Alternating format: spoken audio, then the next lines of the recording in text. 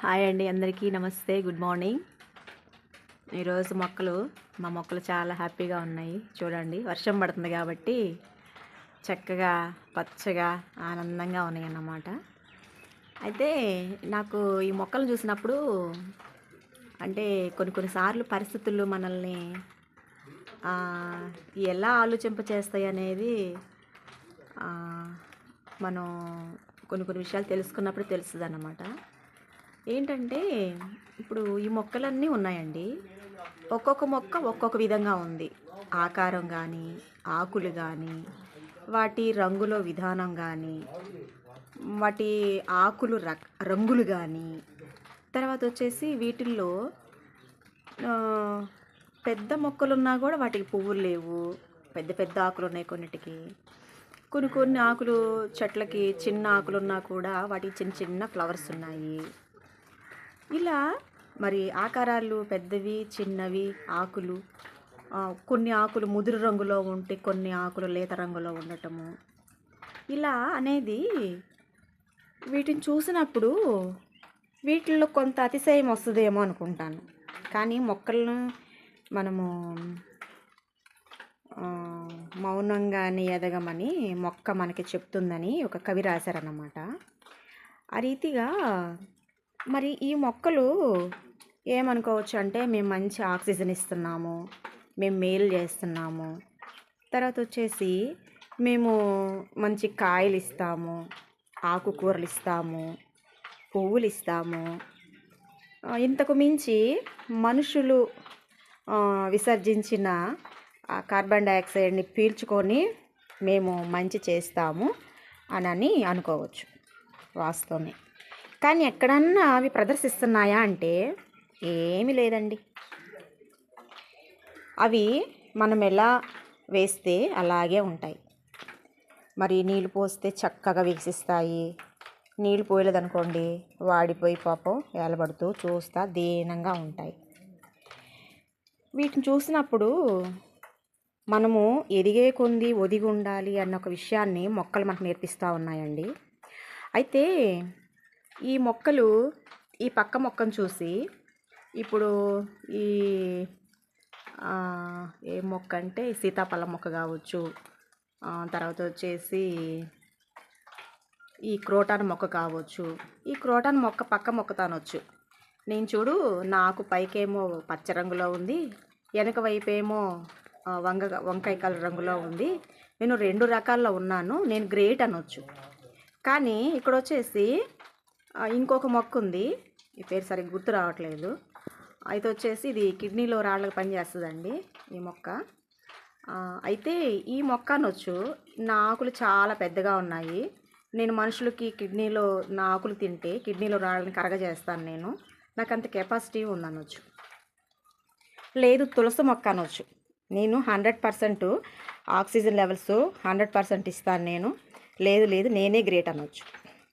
లేదు వేప చెట్టు ఉంది, ఈ వేప చెట్టు ఏమనొచ్చు అంటే అందరికీ ఎలర్జీలు కానీ ఏమన్నా ఎలర్జీలు వచ్చినప్పుడు మరి నేను ఆయుర్వేదికంగా వాళ్ళకి మంచి మెడిసిన్గా పనిచేస్తాను, నేనే గ్రేట్ అనొచ్చు.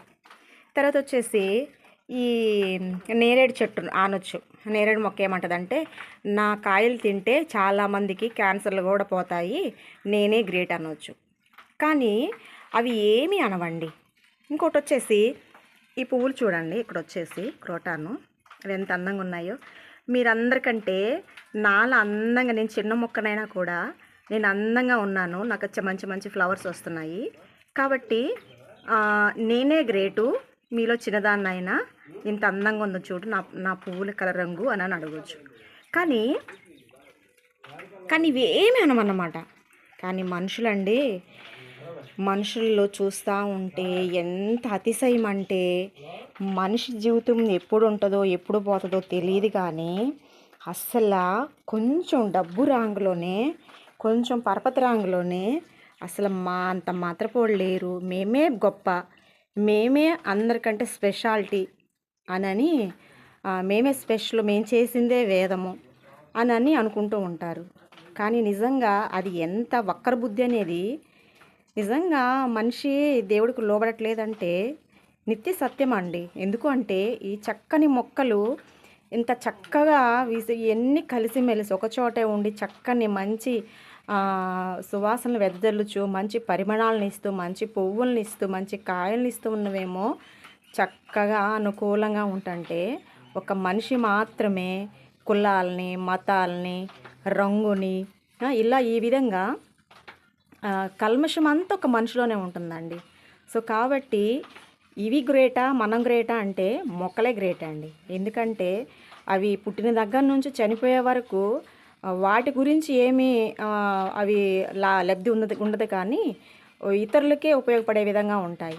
కానీ ఒక మనిషి మాత్రమే ఏ పని చేసినా కూడా ఇందులో ఈ పని చేస్తే నాకేం లాభం వస్తుంది, ఈ పని చేస్తే నాకేమి వస్తుంది అని చెప్పనని అనుకుంటారన్నమాట.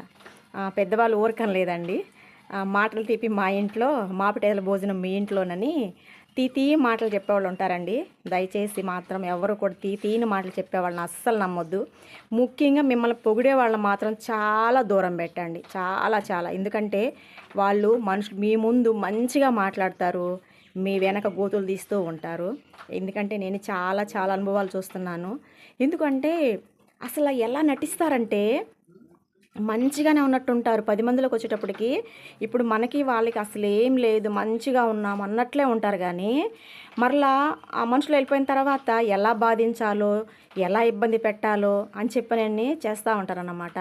సో కాబట్టి అట్లాంటి వాళ్ళని మీ లైఫ్లో నుంచి తీసేయటం బెటరు. ఇంకొకటి, ఒకవేళ నిత్యము వాళ్ళతో కలిసి పని చేయాల్సి వచ్చినా కూడా వాళ్ళని ఏంటంటే ఒక మతిస్థిమితం లేని వ్యక్తులుగా చూడండి.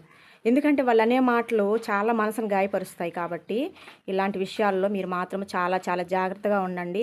అలాంటి వాళ్ళ మాటలు మనం మైండ్లో పెట్టుకున్నామంటే మనం పాడైపోతాము, మన లైఫ్ పాడైపోద్ది. ఆలోచించి ఎందుకు ఇలా అన్నారు, ఎందుకు ఇలా అన్నారని చెప్పానని. ఎప్పుడైనా ఒకటి గుర్తుపెట్టుకోండి, కాయలున్న చెట్టుకే రాళ్ళ దెబ్బలంట.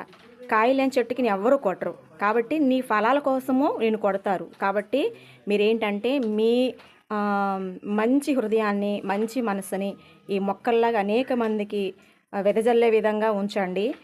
ఒక చోట పనికి రాకపోతే ఇంకో చోట పనికి వస్తాం మనము. అంతేకాని మనమేం తప్పు కాదు. ఎదుటి వాళ్ళకి తప్పుడుగా మనల్ని ప్రచారం చేసే వాళ్ళకి మనమేం తప్పు కాము. కాబట్టి ఎవ్వరూ కూడా ధైర్యపడద్దు. ఈ మొక్కలను చూసి మనం ధైర్యంగా ఉందాము. థ్యాంక్ యూ అండి అందరికీ. బాయ్.